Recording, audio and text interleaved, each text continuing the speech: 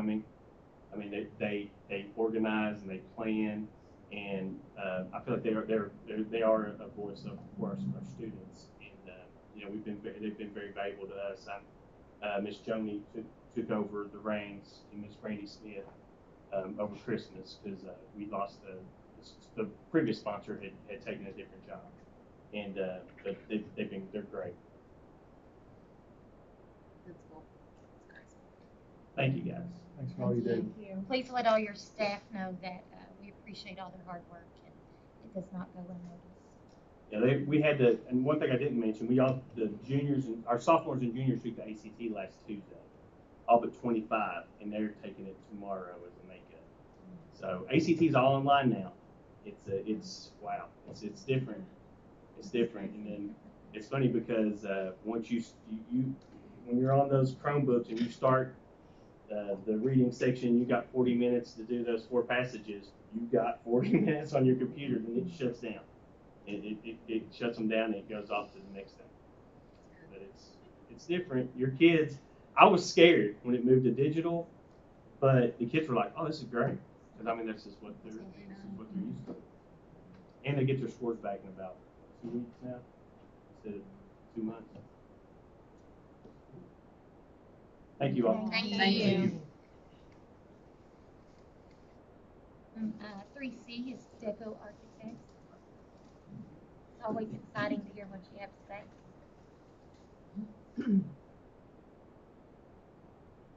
Thank you guys.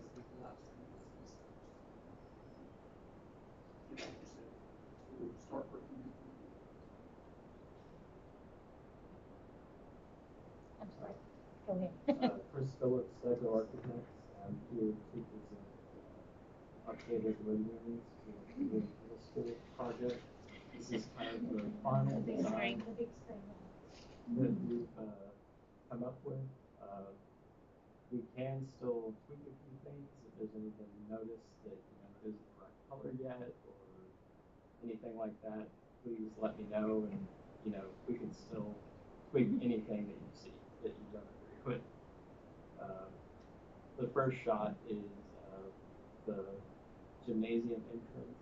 We got a lit sign out there, kind of guiding the way in, and then the rest of the building in the background.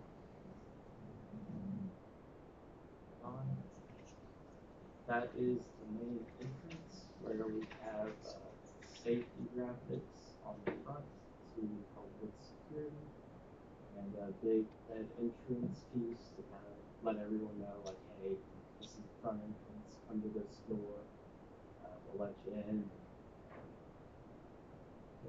Moving on.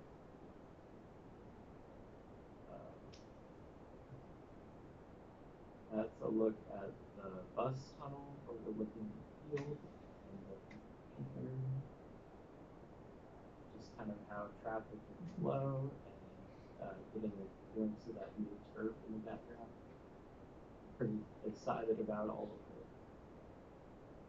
Never really done a tunnel like that before, and we think it'll work really well to remove a lot of the traffic issues that are currently at the school.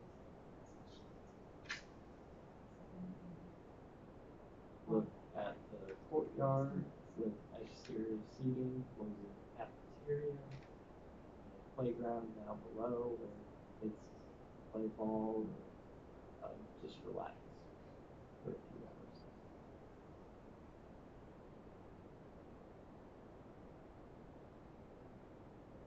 That is, you're doing great. That is the concourse, kind of up above the bleachers, overlooking the field. And then we give you all of that. And I think it'll make a good experience.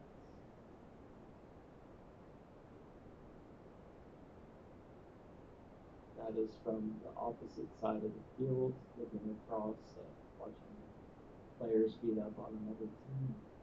So are we not doing the locker rooms underneath anything? No. Was that in the original that we had approved? No. It was in that a first draft of, but what you approved does not have locker rooms under. So what's gonna be done to the old locker rooms? They're kind of gonna stay the same as they are now. And actually doing some work in the home locker room now.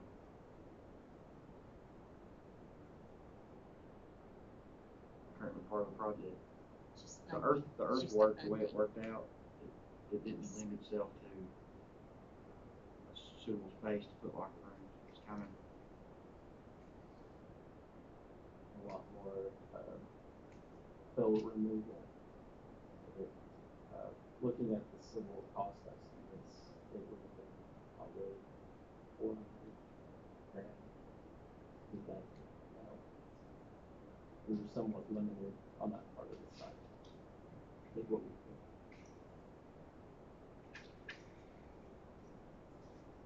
Now we're moving to interiors. This is the gym lobby. Custom ceiling and kind of guiding the way to that big gymnasium.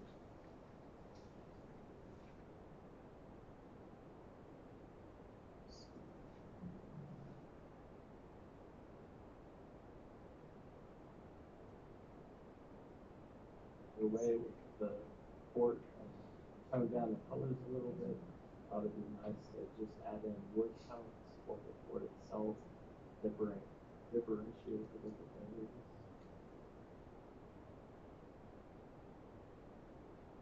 This is the existing gymnasium. It's going to be renovated.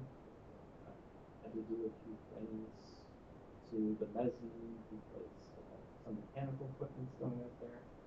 And we thought it'd be really cool to do a big graphic wall that shows maybe photographs that we can get from the district of previous players, put them up there on display.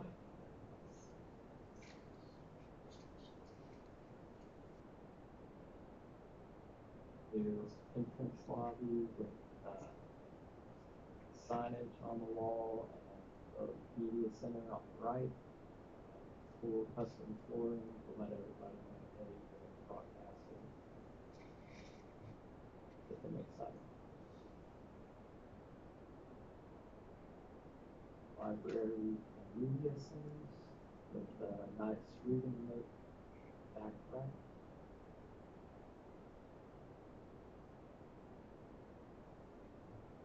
Cafeteria. We went really, the last meeting we had got renderings. You mentioned you need more school colors.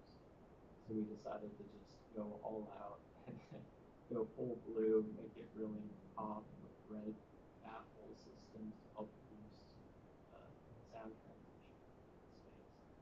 Keep it quiet but still feel open. Assume there's enough seating there to do what we need to do as far as getting everybody fed. Yes, absolutely. I've sent the architects to meet with the cafeteria staff and with Miss Jennifer, so they've worked through all of that. Right. That's not shown. Yeah. Current. On the far There's right of that, well, there's a whole nother seating. Right. Looking at it, we feel like we could roughly fit, a period and a half for students. So there is a lot of extra wiggle room. That's great. A look at the new classroom. We're including storage at the exterior wall for all of the classrooms.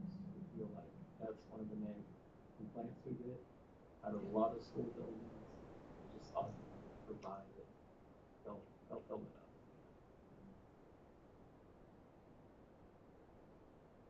Science lab, lots of casework, teacher's desk with demonstration table so that they can do experiments there and show the students how to do things before they work their Does every classroom have a window? Yes. Classroom, yes. I think at least two.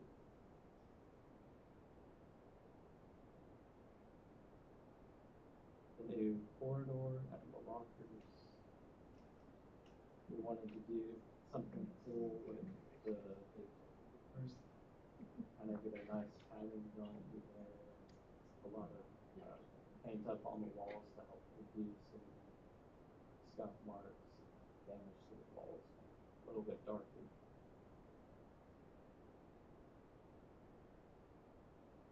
room. Again, a lot of storage, open space for them to do all the experiments that they need to learn in that environment. Band room, a lot of acoustic solutions on the ceiling to help reduce noise. The walls have sound isolation clips to help reduce sound transmission from room to room, just to make sure that they're not disrupting any of the classes while they're performing.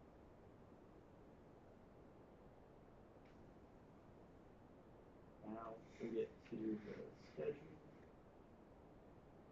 The key dates on there are probably May 25th, which is when the day is, you'll get your numbers in from contractors, kind of seeing how much it's really going to cost after all this preliminary budgeting. We'll have a day or two for discussion with you about how to proceed and award the bidder. July 24th, we are planning to start construction. So coming up pretty quick. It's exciting for us. It's ready to.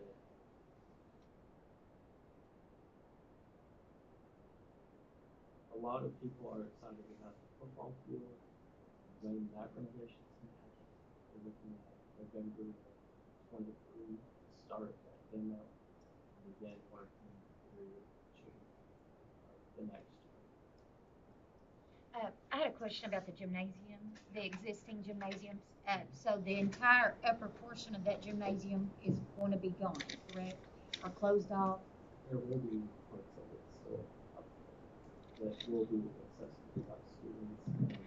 Is that, I was just looking at, like, I was going by your picture. So is that going to be classrooms, or will that be storage, or? I guess I'm wondering about concessions and stuff like that. Yes, There's a new concession spot that will serve, that will be more out in the hallway area. Okay. At the gym lobby. Yeah, The the Family lobby. Resource Center.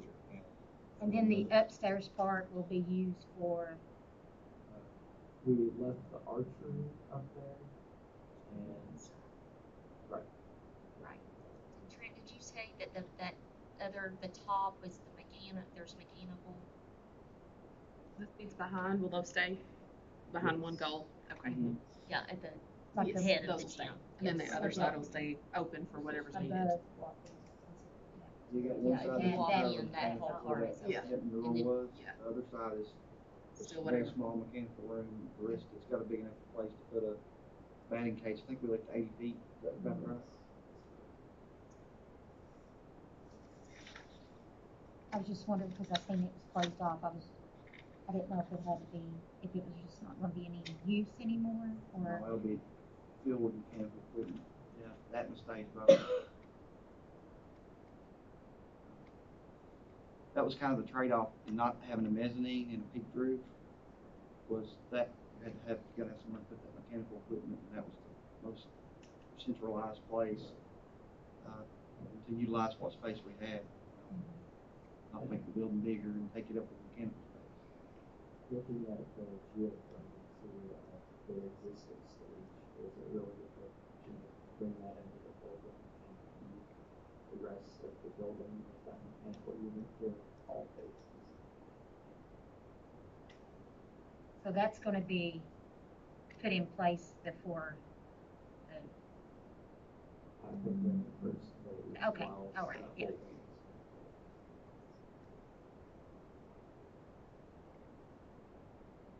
Like the color scheme.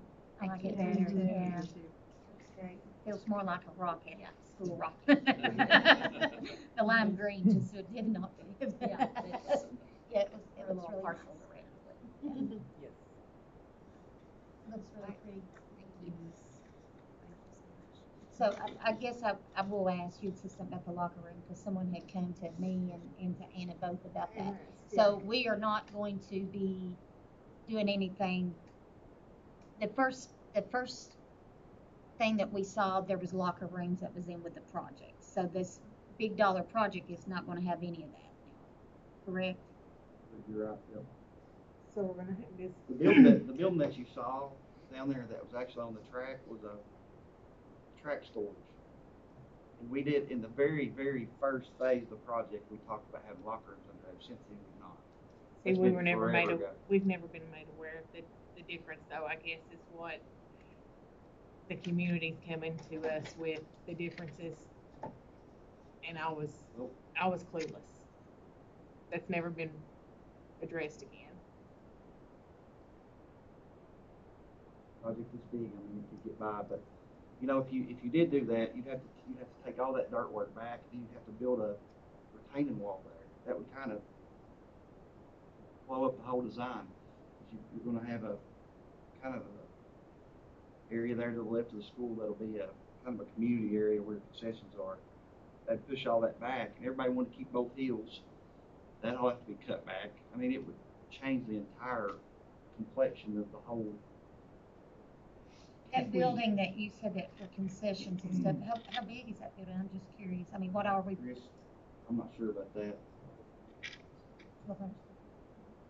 So it's just gonna be like, concessions and then ticket sales, I'm assuming, and bathrooms are there too, okay, all right. So in the locker rooms that we have now, they're completely functional for these teams. They have restrooms, they have showers, they're heated, all of that.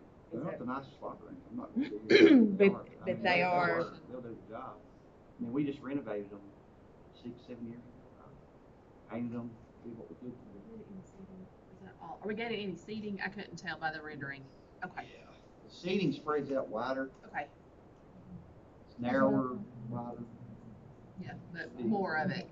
It's the, you still gotta sit on the grass. Yeah, still have the That's only sides people too. love. They'll still have room to sit on the grass. Tripping hazard will be gone, The what? the tripping hazards. Thank you. If we wanted to come back and do locker rooms on the existing Yes. sites in 5 years, I mean, there's nothing that stops us from doing that, but everything's there just other than money, but. I'm sorry if you asked to keep the home locker room, I think it's got sentimental value maybe to it. And we've added it to the district facility plan that we're working on for the future. And I So think if we keeping do the old have locker money- rooms is fine, as long as, you know, they're functional and we can maybe get them up to date. We're gonna have this magnificent field, you know. A lot of schools build locker rooms after, a lot of schools won't even have a locker room. I know they're doing it at Corbin right now, school we went and toured, they're just now finishing that up, a lot of schools phase that in later, and it's doable. You know, we just trying to stay in budget, trying to maintain what people wanted, you know, the hillsides, some of that aesthetic would be gone. So, I mean, sorry it slipped by us, you all didn't It's know all right. And I'm not trying to be difficult, but I feel like if we're having to approve all of this to be spent, that's a pretty big major change. You know, I would like to be made aware of changes. I don't know. I don't want to speak for everybody else. And I know that may be difficult at times because I know things probably change every day. But if we could just get an update, maybe more than just. Have we approved the final yet? Has it been approved? Just, we've approved. We've never, We have not approved the bids. Yeah. the design So though, That Yeah. design, I guess, has been submitted to, Yes. yeah. and that's that current football area. Yes.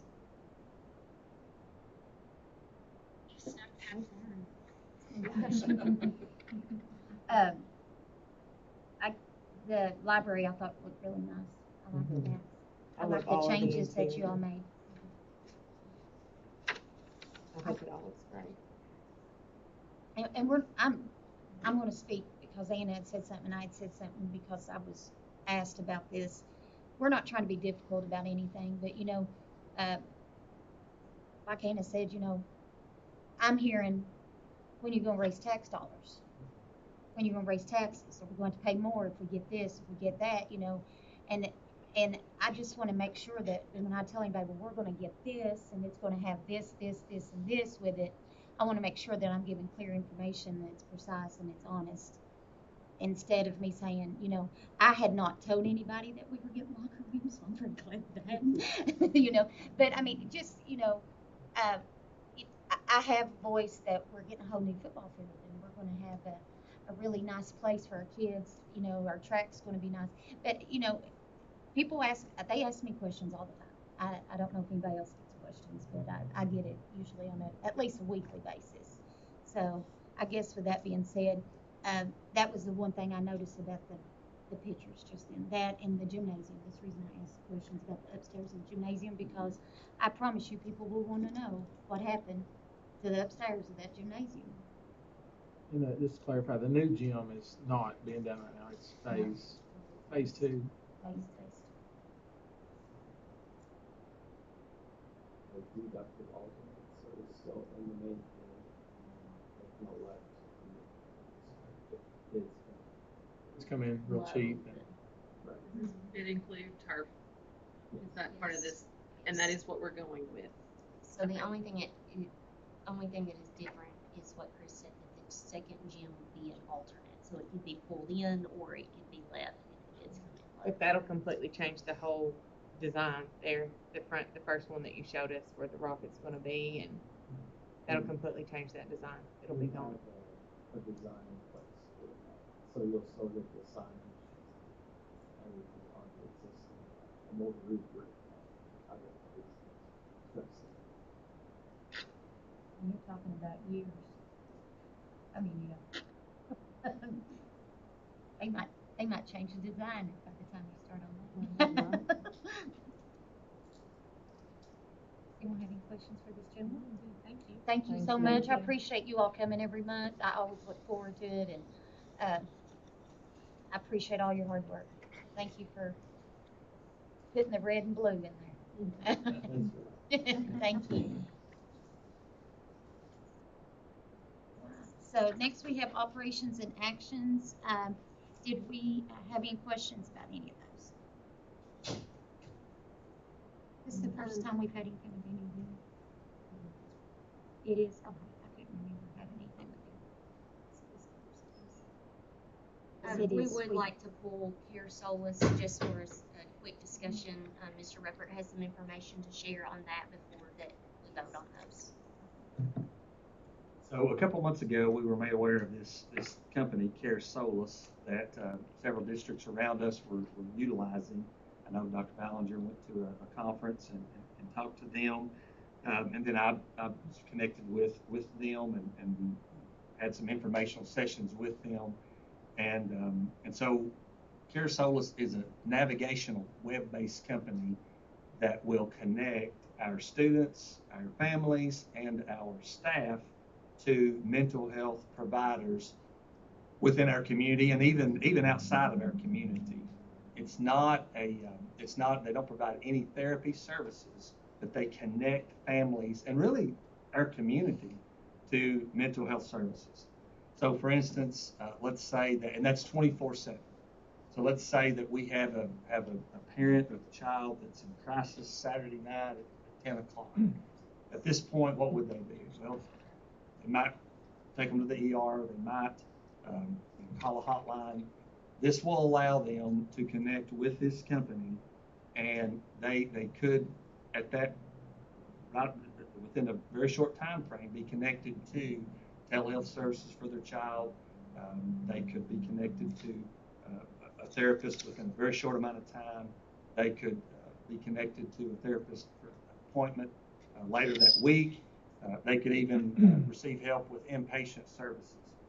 And so this is for our students and this is for our staff, but it's also a navigation company that will help our entire community. If we have a staff member that wanted to seek out mental health care, and maybe they didn't want to be identified, they can do that anonymously through this company. We can refer students to, it's called a warm handoff. Today we had training with all of our counselors, and our counselors will utilize this to refer students to mental health services. So I think it's going to be a game changer for our community, for our students, for our staff, and again the therapists. It could be someone in the county, but let's say that someone is having an issue, substance abuse, for instance. They could get online. We'll have a URL, and this is going to be unfolded over the next couple of weeks after we get everyone trained. But they could get online. They could go to this navigation website, and they could be connected to a therapist that will help with something like as simple as vape addiction if a parent is struggling with that. That therapist might be in Madisonville, Kentucky. They might be in Richmond, Kentucky. They might be anywhere.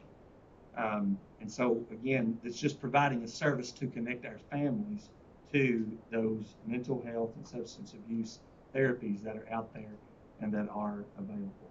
So I think, again, it's going to be a wonderful service for our entire community. Is this a service that, say a minor child were to contact them out of confidentiality, are they required to contact the parent, or? At that point, that they would have to, a child could go on there and sign up, but no provider is going to meet with a minor child. They would have to do an intake at that point. But this company will contact the parent. Yes. I mean, even if it was like an abuse case or. They handle all of that. Now they do notify us if there's an imminent situation. They would notify us so that we would be aware of that. We had to list folks that to contact if there was an imminent situation. If there was a student that made a statement, something of that nature, they would let us know. But generally, they hand that off to that provider. But yes, there has to be an intake, just like if they were seen in person through like Somerset Mental Health with us. And the clearinghouse for what's needed. Yeah. And again, it's 24/7. So throughout the summer, holidays, and this is going to help our counselors. Ms. Casey was here, and Ms. Casey does counseling with students, mental health counseling. But look at what all else she does. And she knew all the answers, didn't she? About dual credit and scheduling, and they're meeting with all these students.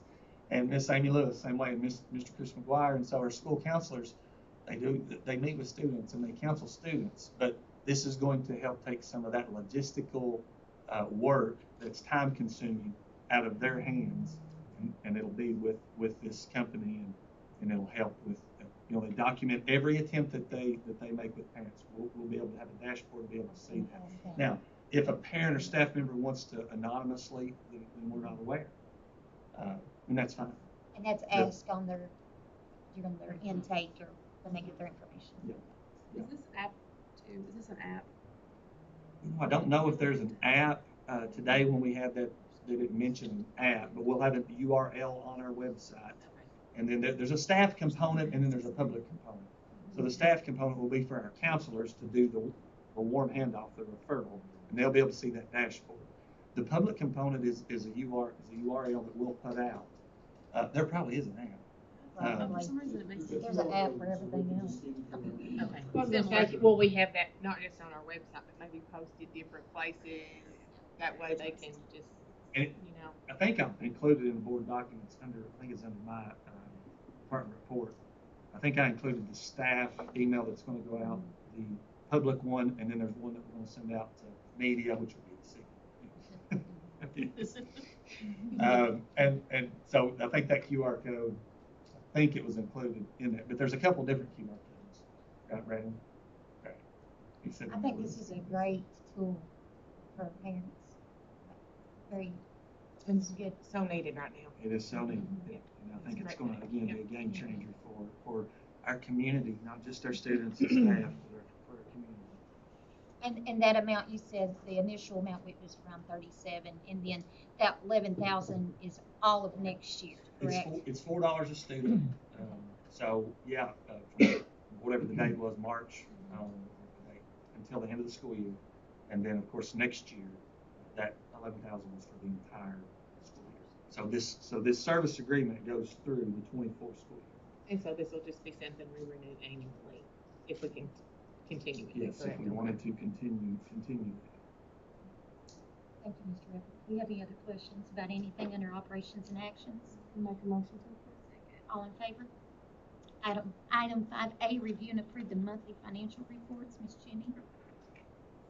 Any questions on the financial report? Just kind of cruising through there.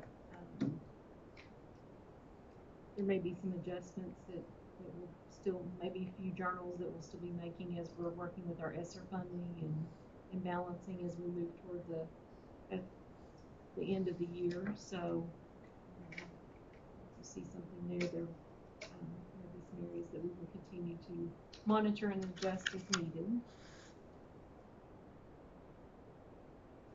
Anybody have any questions for Ms. Jenny? Looks like we're on track with everything, more or less. I think everything looks really good and on track with where we intended to be for this time of year, and to look at where that's going to place us as we're going into, our budget planning for the upcoming year. And we'll be talking about that more in the next couple of months. Significant difference in the utility tax due to people dropping cable and those sorts of things, or has that been pretty stable? Actually, utility tax has been fairly stable. It was actually down a little bit last year. Now it may be delayed. Like we may not begin to see that until a little bit later. But at this time, we're not seeing that, but it may be coming. Maybe something that we keep in mind as we move forward is that may be a moving target over time. I don't know. Maybe it levels out. But. Last year, if there was just a delay, we did not see quite the revenue that we had planned to last year, and it's up just slightly this year, and I think it's just a little bit delayed. Have we got any final numbers for C? We have not, and the state has actually told us that we probably will not see those until June 1st. We have, it is, we were working on going question. Budget's actually due on May 30th. Seek on June 1st. That's always fun. We have been working with some trend data, so we've been looking at that and looking at where our data, where our enrollment, where we're kind of looking, and feel like we have a good handle on that going into next year. Similar to kind of the presentation that we had, I believe it was a month before last, we talked a little bit about what we can anticipate with SEEK increases. We have the $1,000 per student increase this next year. I'm sorry, not 1,000, 100. I want 1,000. That would be nice. That'd be really nice. Let's build that up, Jim. We'll take. So, finally, that $100 this year, $100 next year per student, guaranteed base. Yeah, they've not made a decision about the ADA, ADM either, have they? They have not. No. And It looks like it will be the next general session. Well, they've told us that they're going to address that in the next general session. So that'll be the next full session. Next year's budget session. The election. Yeah. Of course. Thank you, Ms. Jean. If I see anything, I have questions, I'll call you. always available. We need a motion to approve for financial. Motion. Second. All in favor? Item 5B, review and approve the resolution for selling surplus buses. Mr. Ken. This is our yearly request for selling surplus school buses. This year it is 4 school buses, because that in essence equals out the 4 new school buses that we've purchased that are due for delivery, so hopefully delivery this summer. As part of this request, we do ask that you go ahead and allow myself and Dr. Ballinger to either accept or deny the bids when they are made, which is scheduled to be done Tuesday, May 9th. Questions? How long do you advertise that for? So this is done through Ross Sinclair and Associates. Yes, okay. And they take care of all of that for us. They have I can request to send to them, if like somebody comes to me and says, hey, I'd like to bid on your buses, I can give them that person's information and then they'll send that out to them. It's due to them March 24th. So sometime between March 24th and May 9th. I move to approve the resolution and give Ken and Dr. Ballinger power to act on that. All in favor? Item 5C, review and approve the resolution to support council for better education. Yes, so the Council for Better Education, if you all recall, we passed a similar resolution last school year to support them in this legal challenge against the start of charter schools in the state of Kentucky. They were successful and won in the Kentucky Supreme Court. Now they are tackling another House Bill 9, which has been they have been deemed that that's unconstitutional, and that is the funding aspect of this. So we're asking to join in fighting that. It is $1 per ADA for our 18-19 school year is what the fee is. So it would be $2,472 in order to support Council for Better Education in their fight against charter schools.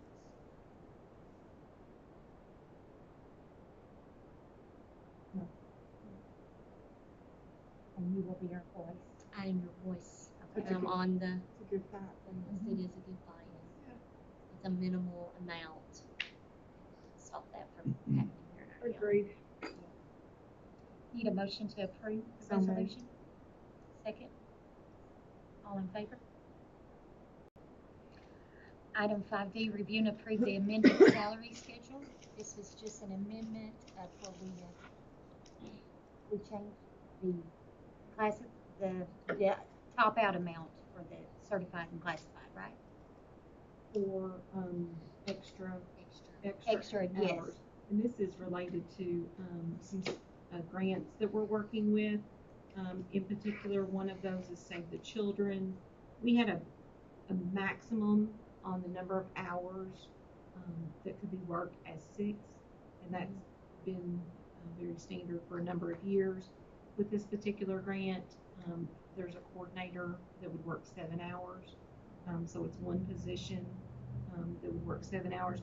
However, there are often times that we might be working with other grant funds or a professional development opportunity that we're sending a staff member to maybe in the summer, and the training is actually 7 hours or more, and we've needed to pay for those 7 hours and have not had the ability because the salary schedule did not give us that flexibility. So the highlighted areas changes that maximum. Again, that's only on an as-needed basis. And the Save the Children grants that we're working with, $25 per hour for our summer work. Again, there's a specific number of staff that will be working with that, all paid through the grant. Could I ask you? Sure. You had said something about like if they had went to training. Mm-hmm. Okay, say they go to training and it's more, and, okay, the training lasts 7 hours. We do not pay their time for their transportation to the location back to Rockcastle County? I mean, you understand what I'm saying? Like if they were going to training in Louisville, that's an hour and a half, 2 hour drive up there. That 7 hour day turns into a little bit longer than that. We do not, because the salary schedule did not give us the ability to make that We payment. did pay for their mileage. Mileage. Yes, and their. Yeah, I know, but Yes. in my mind, I'm just thinking, you know, if you're sending staff to go have training somewhere and it's 2 hours away, that's 4 hours of they're not getting paid, that they're still on the job. Sure. Principals do have the flexibility to flex some professional development hours, and typically the only time we're paying for PD hours is maybe if there's a training during the summer. Maybe we're sending a group of teachers to a week-long institute, you know, that requires them to attend daily. So there are other flexibilities that the principal can work with that staff member. I guess, is it possible that we could add something to our salary schedule so that if it is a matter that their day goes beyond 7 hours, that they get a stipend for that? I don't know how fair that is. I mean, I'm asking you if you've ever seen that anywhere. I think we've been. I mean, why couldn't we take the 7 hours off? And just leave it. I mean, you understand what $25 I'm. an hour without the maximum. I mean, column, because that column was more of a safeguard. I mean, I'm just thinking along the lines, I hear a lot of people when they go to training, it seems like we're going to Louisville for training. Well, if we're making it mandatory for our staff to go and have this training, then that's a long drive. If the board would like to make a motion to remove the maximum not to exceed 7 hours, we can certainly make that change. Does anyone have a problem with that? No, because mileage just kind of gives you wear and tear on your vehicle. Well, I don't it won't think we even can buy your consider, fuel. yeah, we can't even really consider It that. don't even buy your fuel, the I mileage mean, I don't guess buy. I'd prefer to approve it as is and then maybe come back next month and give you all time to think through it if there's any unintended consequences. I support doing it, but I'd rather give you all a chance to think through it if that's okay with everybody. So I'm you wanna fine with table that, it? but I do think that Well, that's if y'all something need I it, don't want. if y'all need it passed tonight, pass it, then we could amend it next month. We Yeah, do bring it back need with it an amendment passed next in week. order to pay some classified staff appropriately for some training that we're asking you to do after hours, after work hours. And if you want, we could also take that in consideration as we develop the salary schedule for next fiscal year. Why don't we do that? That would be Have good. conversation at that time. Yeah. If that's- That would probably work be the out more good appropriate because time. that would be a good time. I just hate to see anybody, be sent somewhere. Before we vote to approve this, also the deeper learning coach is on here. And the deeper learning coach is fully grant funded, and we will make this payment and then we will be reimbursed through the deeper learning grant. That is a statewide grant that every school district has received. That being said, we need to make a motion to amend the salary schedule, and I hope when you come back, you'll make, when we approve the new salary schedule, that you will note that on your changes. Move to approve. All in favor? All right. Item 6A is review the superintendent's personnel action report. Dr. Ballinger put that on there. If anyone has any questions, they can contact her. Do we have a track coach at the high school, middle school, like, is all of that full now? Jeff Tipton from the teacher at the school.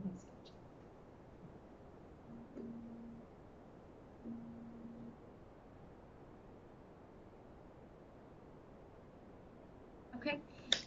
Next, we have item or public comment. We have 3 ladies. I thought I saw Jameson here. Oh, no, you're. She's hiding in the corner.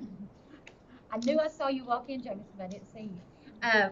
They've asked to come and speak to us, and Miss Janelle, and I believe, do you have a letter in your? Oh, you do. Okay. They had packets. If anyone wants a package, we can make copies. But with that being said, Miss Rochelle, you're the first one on our list. Okay, that's fine. Yes, that's fine. Janelle? Yeah, well, wherever you want to. As quick as I can, so I apologize. And I'm here to share with you a few of the incidents that I'm aware of that has occurred in the last school year. They involve students, teachers, parents, and the speaker of the school presentation.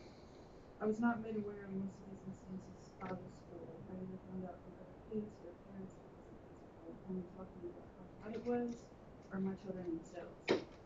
So I question what happened to the reports of investigations mentioned there must be harassment policy. February 2023, students are reading a nationally banned book that says the N-word 10 times in one paragraph. I brought that up to the high school and some administrators, and was given a reason that it's okay, or given reasons as to why it's okay. I was told that my daughter could leave the classroom if she was uncomfortable. The same book was read silently in my daughter's class. Later that day, she happened to walk by another class reading the same book, and they were reading it out loud in the hallway. She did a little investigation for herself and found out that other classes were reading it half silent, half loud. That happened to have a biracial student in that class as well. Why the differences? Why choose that book? Why not give specific instruction on facing racially sensitive content in the classroom, knowing the ongoing problems in the school system? Why is my daughter's fully integrated class being segregated? How many steps back will it take to realize the blatant racial aggressions within our school? My oldest daughter's 7th period class, 2 boys called her the N-word. They played an animated monkey on the Chromebook and said it was her. They held up fists to mock Black pride whenever they wanted the teacher's attention and told her Black History Month didn't belong to her and they would go remove the whole month of living hell for her. When she told the student to stop being racist, she was initially told that she couldn't say that. She later pulled the teacher aside to let her know what happened. Why did my daughter have to defend herself? Why weren't things put into place to where the teacher could say, why did you say that? Or what happened to make you feel that way? During high school orientation, my daughter visited her upcoming classes with the upper freshmen. They arrived at one class and the teacher looked at her and said, "Oh, where are you from?" My daughter awkwardly says, "Here." The teacher continued, "Like, no, where are you from?" My child repeats, "I'm from here." My daughter began looking from the teacher to the upperclassman to see if he was catching on to the situation as well, and he was uncomfortable. The teacher then continued, Did you just move here? And my daughter said, "No." The teacher said, "Good. No culture shock for you then." I feel like staff needs proper training on microaggressions to avoid situations like this.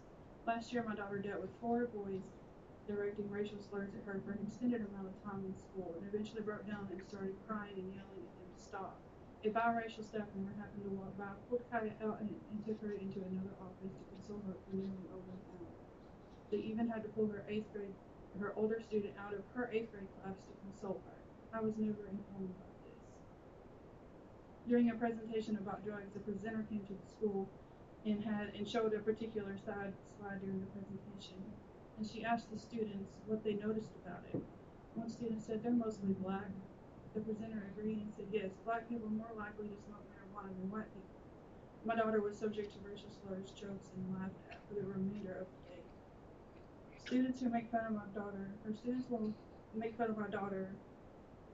went and picked up a black colored ball and threw it as hard as he could at a wall and said, "Oh, look, it's black, it's Kaya." The same student also did that to another biracial student in that class. On a bus, my then 10-year-old son was called the N-word to a teenager. In 2022 in summer, KKK groups were made in Snapchat and group text. Students are silenced by teachers when trying to defend themselves.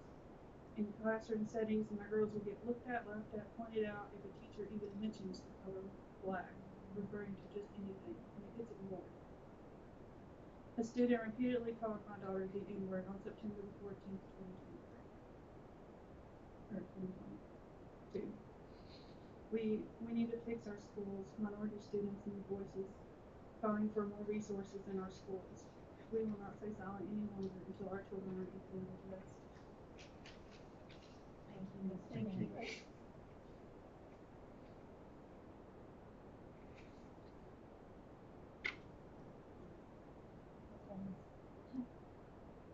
Sorry, but those are my children's friends, so when I hear about things that upset them, they're obviously very close to me.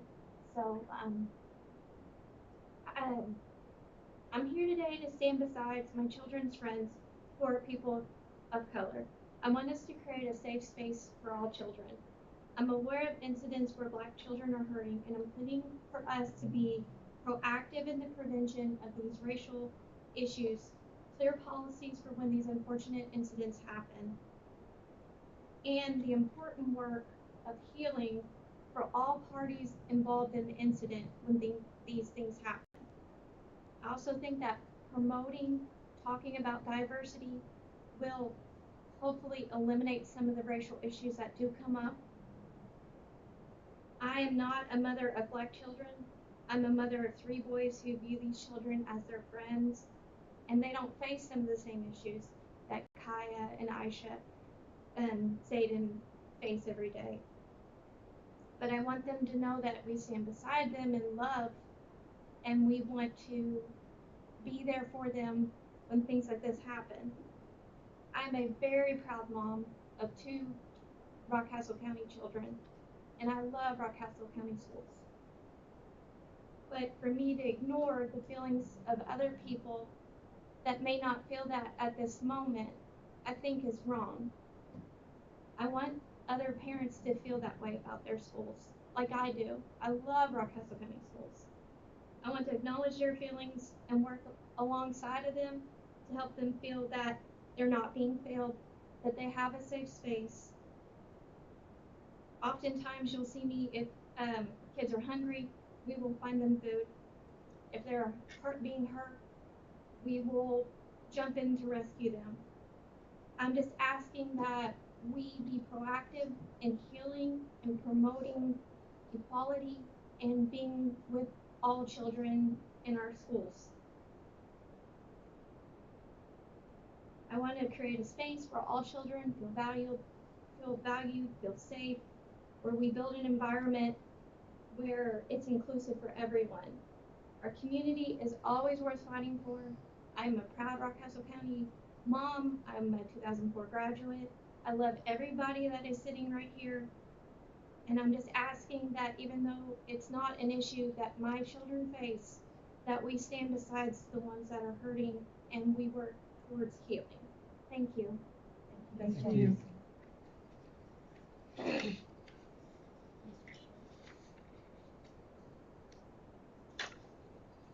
I'm gonna try not to cry. So, we're not here to complain. We're here to try to find solutions for these problems. And we've been meeting with the schools we've been trying to meet with the schools for the past year on some of these issues. A lot of times they've been canceled on or it's not been addressed like we feel it needed to be. I know that these issues can be really, yes, people get offended. They're afraid to approach these things, but we have to acknowledge some of these issues to fix them. That's why I think it was so important for Janelle to explain some of the things that her kids did. These are just things our kids have told us, or that we're aware of. These things happen every day with our kids. I like to address that February passed Black History Month in our school without any kind of acknowledgement or recognition. We've actually been in contact with the schools trying to prepare them for this. Black history is American history, but until it appears in our curriculum as it should, we have to acknowledge Black achievements in the month of February. It's important for all of our children to be aware of these. Our schools have to acknowledge their issues here to resolve them and take action. We're here to speak publicly about our concerns to the board because you have the authority to take action on these things. And action hasn't been taken. Some of the solutions, we are aware that we're not going to end racism. We all know this. But we have to create better avenues to handle these situations. This has never really been addressed in our schools. We have growing minority populations. There's more issues now than there have been in the past, and it's really important that we address them so they're handled properly. Some of the solutions that we came up with, and we didn't arrive at these conclusions by ourselves, was we would seek out people of color, other schools, we've talked to our children, we've talked to faculty and staff. In other schools, like in Madison County and Corbin is working on a similar position. There's a paid position called Diversity Outreach Coordinator in the central office who is available to schools in the district anytime a racial incident occurs. One of our biggest problems here is our faculty is 100% white, and our kids do not have anyone to go to that understands what they're doing. They feel silenced and they feel marginalized. They've started to shut down to where they don't feel comfortable reporting these incidents because they're not properly handled. Our staff doesn't know how to properly handle these situations. They've not been trained. It's not even their fault they don't know how to deal with these things. We have to give them the tools to be able to help themselves and the kids through these issues. The creation of a minority student council. It's very important that our kids feel comfortable in an environment with other people where they are the majority and they can share these issues where they're not so defensive. This is a position, or student councils like this exist in other communities and other school systems. This would be for middle and high school aged kids, and it would be led by the Diversity Outreach Coordinator. These kids can work with elementary schools in a mentorship program. The Diversity Club was created at the high school this year, inspired by tonight here, and it's open to all schools. The teacher sponsors, Holly Robinson and Mo Jones and Tyler Holman, have been working with these kids. The club's open to all students, and the goal is to expand this club to middle school students.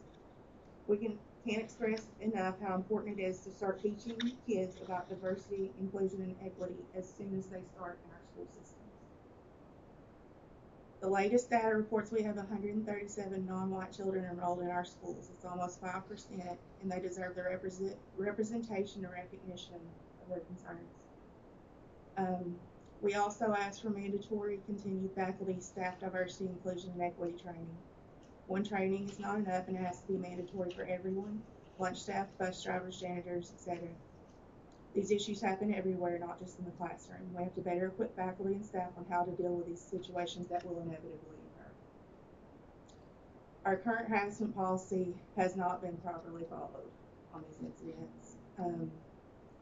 School employees must be held accountable for their lack of action in mishandling these incidents, and need to be given the support and the resources to learn better ways to handle situations. Our biggest concern is that the schools do better. In the words of my son, "These are my friends. I just want them to learn to do better." We're not interested in punishing people, although we understand that punishment is a part of accountability. But when these mistakes are made by our children and by these faculties in our school, they have to be corrected. They have to be educated. Having a person of color in a position of authority who comes to these children in a perspective of concern and love to talk to them about why these things are wrong can be life-changing. It doesn't just prevent incidents from happening, it changes the way they see people. This is very, very important for our schools. I want to thank you all for your time, and I really hope that you consider these things, because it's getting really, really hard for our kids, and we would like to just make it easier for everyone. Thank you. Thank you, Michelle. I just want to say that thank you for coming, and I hate that you had to come to tell us what you did. I will tell you this, that I'm an advocate for all children, and I believe that everyone on this board is an advocate for all children, and we will do everything in our power to make sure that all of our kids are shown love every day and get a valued education.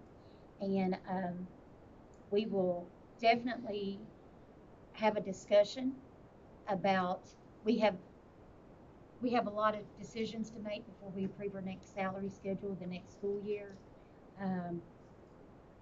I would like to maybe talk to Ms. Carey. I'd like to know about our policies that we have in place, because I'll be completely honest with you, I don't know all the policies. We have many, and but I do give you my word that we hear your voice. So thank you. Some of those policies that I feel like have been followed in the handout, and just want to thank you all for considering them, and just think about how it would feel to be alone and have no one to go to. That's what these kids feel like. They need a person in a position of authority that can help them, and there's funding available for this through the state and through the federal government. So this is a doable thing, and other schools around us are doing this. Morgan is taking the initiative to do things like this. So well, we thank you. Thank you. Really, thank you. Thank you all. It's not easy to stand up in front of a group, so thank you all for your bravery. I just thank you for loving your kids.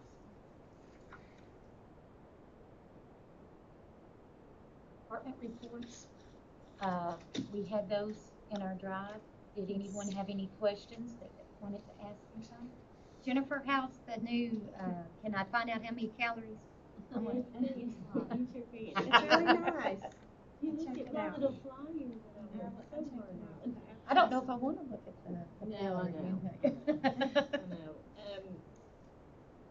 We've had some, a lot of good response. We just went live earlier this month, and I think people are still starting to get used to, here's this little menu tab on the website. So it's on the right-hand side, and you can click on that little fork and knife, and the menu will come out, and you can click on the school that you want. I guess what I like about it the most is that we can make substitutions and changes at each individual school. You can see what each school's having breakfast and lunch every single day, but we'll just publish 1 month at a time. You can print these menus out. I had one parent contact me multiple times having trouble printing it because their kids like to have something to look at on the fridge and like to post that menu. So just working through those things and helping people get used to the format. But it's really an awesome, awesome program. I have another question. Okay, so we've discussed the farm to school, you know, like local growers and stuff.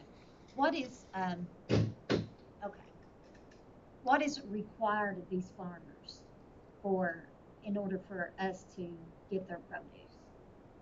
Their requirements depending on what they're going to sell us. Okay. So we had a meeting with the local farmers. Gosh, what was that, 2 weeks ago? I have no idea. Every day it's running together. And looking at the produce that our farmers grow and then what our kitchens need. For example, corn. Our cooks don't have time to shuck. And they can't string beans. I mean, they just can't. They don't have time for that.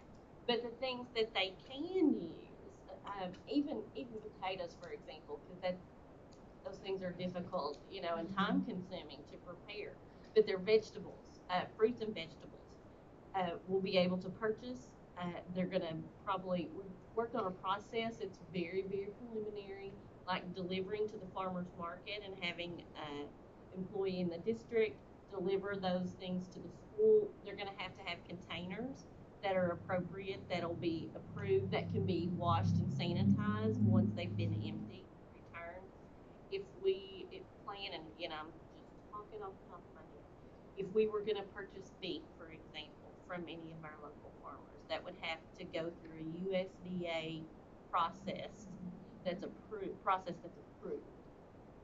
To the extent that you would have to purchase USDA approved scales to weigh the pounds of the beef that would be distributed to the schools, and those scales have to be monitored and inspected. You can tell us how often. Yeah. I think annually, but I don't know. Well, I thought it was monthly, but anyway. So there are some requirements that the farmers will have to follow, and there is training that they're going to be able to go through. Their cooperative extension agents will provide for them. And once they receive that training and kind of understand how the school works, it's going to be a really good partnership and collaboration, I think. They're very excited. The farmers are very excited. And our cooks are excited about getting some of that local produce in the kitchen as well. But yeah, it just depends, to answer your question. Just depends on what it is, what the product is. Right, because the cleaning. Yeah, well, I guess the reason I ask, you know, years ago, I worked for a company that they had a hepatitis scare with vegetables that was being grown by local farmers. And, you know, children are a population just like the elderly that can be very detrimental. So I guess I was wondering what's going to be in place to create a safety net that we need. The same cleaning and sanitizing that we do with our foods that we get from who knows where, you know, from California, those fruits and vegetables, you know. Yes. Oh yeah, those, even our at-harvest box. The lettuce that comes from there has to be cleaned before it can be served.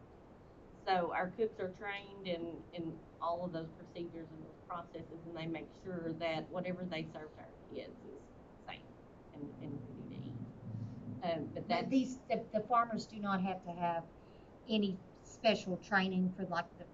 They do have to go through that. Okay. And they have to apply to participate okay. and be approved by the state. So there will be an inspection for them. Yes, About to how be many an farmers approved do we vendor. have that are local that want to participate?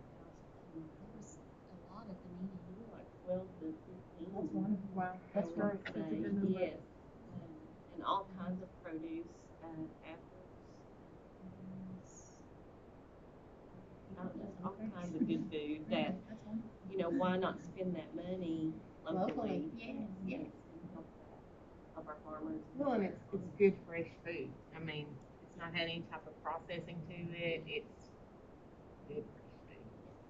Yeah, we're really excited about it, and as part of that, we are a Kentucky Proud District now, so we can have that logo on our website, we can share that, our farmers all have to apply to be Kentucky Proud, as well, and so that includes school training for them, but it's not a difficult process, so we didn't wanna make it just so hard that they wouldn't want to apply for that, so they're very excited. And I'm sure some of them already are because they go to all these markets and that's something they can display.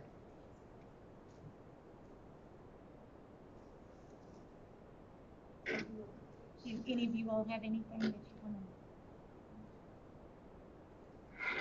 Brandon? I'm gonna go this tomorrow, I'm going to live with. See, that, we could have helped you out there, Brandon. That's fault. It'll be interesting for 4 days, it's a great. Next day, we go out and play for the school. Like our screen back here. It's very helpful. Notice to always have to turn around. Yeah.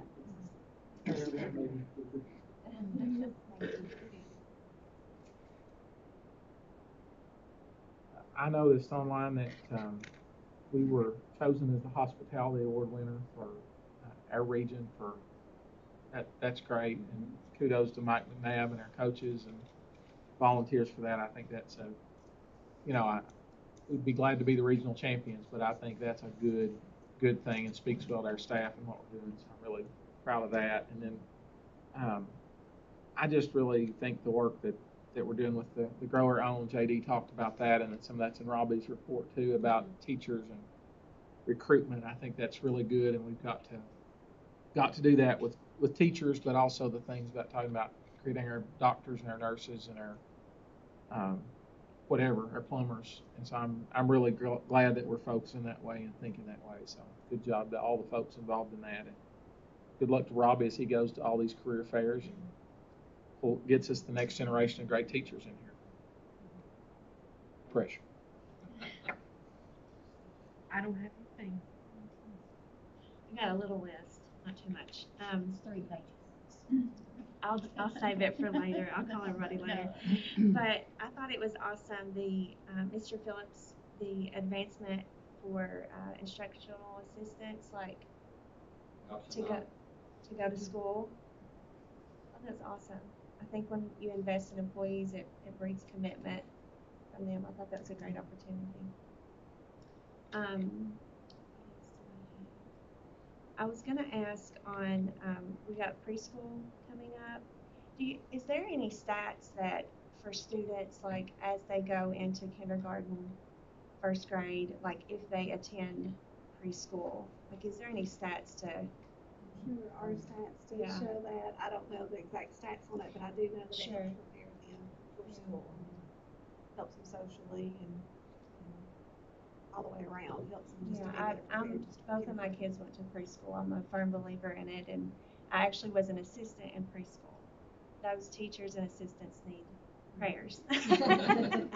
It's tough, but so rewarding. So I just think there's some parents that maybe not know the importance of it, and if those stats were, I don't even know how you would get it to new moms, that would be important for them to know what a difference it can really make. We're getting ready to advertise for the screenings that's coming up in May, so that might be something good I can those advertisements. Let me look at my list. I was interested in the attendance too, Marcus, on, you know how like we can see the attendance, but do you ever compare it, like is there a number like from previous years? Because sometimes I feel like it's unfair, like, well, our attendance are going down, but if it's compared to months from previous years, that would not be a fair comparison. We definitely can do that. The issue with comparing it to the previous 2 years is that because of COVID, and I tell people, we haven't submitted numbers to the state on attendance for ADA because we had the QRS codes for the past 2 years, which was, and this is it's an exemption code. So if a child was COVID quarantined or COVID positive, it was just like they were at school. Sure. So, in a given time, that might be 20% of your absences. So you can't really compare that. We can't compare this year to last year because of that number, you know, we'd have to take that out. We can go back to 18, 19, we've done a lot of that comparison. Yeah, we're living in 18. So the 18, 19, if you look back, we were about at the end of the year about 93.5% on attendance. So at the end of this year, we're probably going to be 91, 5, something like that. I don't know. I mean, we got 2 months left. Sure. Which is compared to the statewide drop in ADA, we're really in good shape. I mean, we have some districts across the state that have lost 10 percentage points in their ADA since 18, 19. And I might mention too, our enrollment is increasing. Our enrollment around it today is, as of today, 2845, which is That's probably the highest it's it's been. pretty significant. That's a big jump, isn't it? It is. What is that, We about are. 80 kids more than. So that's hopefully that'll help definitely. When I run SAR, that'll help our seat. I almost wonder if parents realize, I will say as a parent, I never realized, like, when my child didn't go to school, what that meant as far as funding for the school.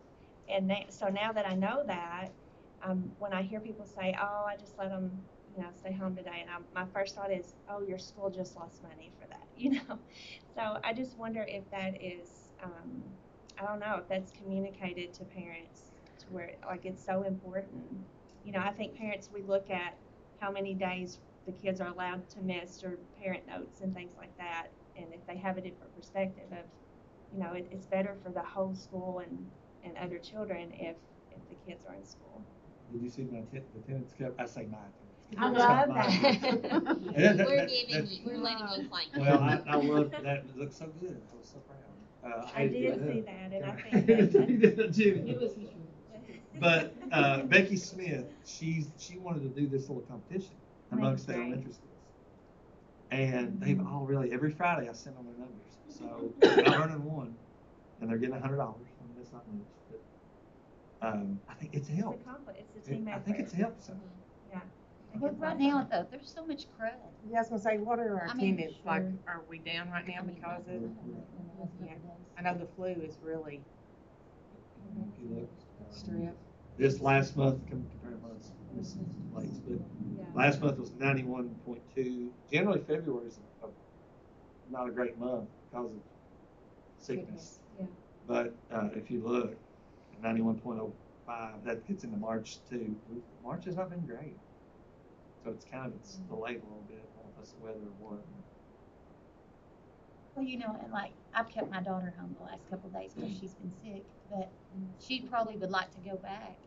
But as a parent that, we've lived through COVID, I have that little bit of fear. She's still a little sick. I don't want her to go in and give it to everybody else. Yeah, we don't want kids, No. we're going to, they've got a Years temperature, ago, I we're would going have to send sent them her sick. home. I mean, if they're throwing up, so, just.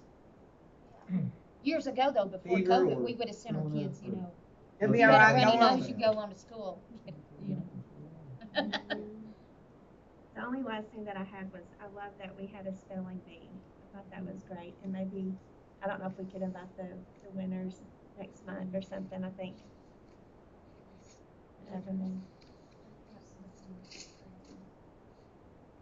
And I love Trent's facts.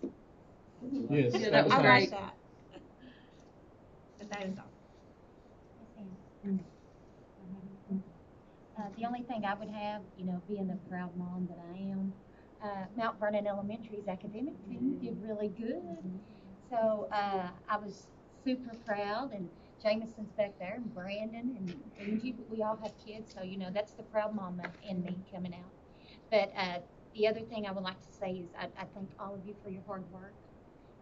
I did have one question. Do we have any job listings right now open? We are in the process right now of getting our letters of intent back from our staff.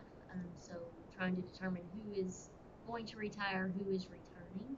So if someone has indicated that they are not going to return, we're going ahead early this year and asking could they go ahead and work with us so we can post that early. So as Mr. Phillips is going to these job fairs, that we can have that information and maybe the other districts to punch as we're recruiting. Every person I can get. Yes. Resume. we've even started reaching out to some of them to see. We've just like already that started song, calling. and saying, come and just check us out. Right, so our positions right now are filled, with long-term subs, anything that we have open, but we will begin reposting and trying to get a jump start early on positions. When is superintendent communication? That's on the second page. We'll let you talk now. Yeah, Ms. okay. Baxter. No, Back I up will a just note that it's March the 14th, so we are already trying to transition into testing mode.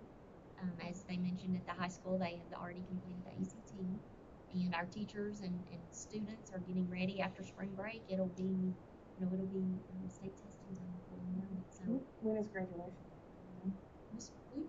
yeah, he forgot to mention that. It is going to be, I do not want to tell you wrong, let me get my calendar out. Monday the 22nd. Monday, May 22nd. We still might miss some How's Cameron? Is it what? Yeah, so. Is that the original date that we decided? Is that a what? Is that the original date that we had, that was decided? There was some not, Okay. yeah, an original date Okay. set. We were watching for, it's very hard to set a graduation date when you're taking into consideration that's regional baseball and softball tournament, that's regional track tournament taking place that week. So you certainly don't want our seniors to there to be a conflict. Of course, we want to respect Wednesday night church. But then when you get to the end of that week, you're looking at the traffic issue because of Lake Cumberland and people going for Memorial Day. So it's really hard to plan for that effectively, but we've settled on Monday the 22nd, and we are going to work with if our baseball softball team gets to the regionals tournament, then we'll be able to work on adjusting those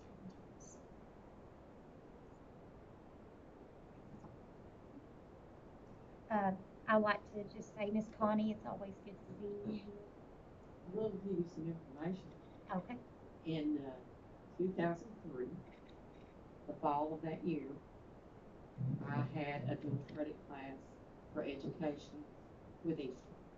I had that for 3 years. When I retired, I went to We're circling back around. So we did have that at one time. Wow. What's the original colors of the high school? You were there.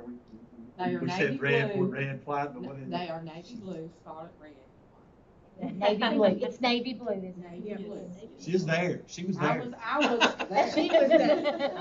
Were I you not the first homecoming queen? No, I was the third. You were the third. I knew you were really. I was a sophomore. You'll say you were only 12 at the time, right? I did not get your name, ma'am. Mary, and is this your child? Janae. How old are you, Janae?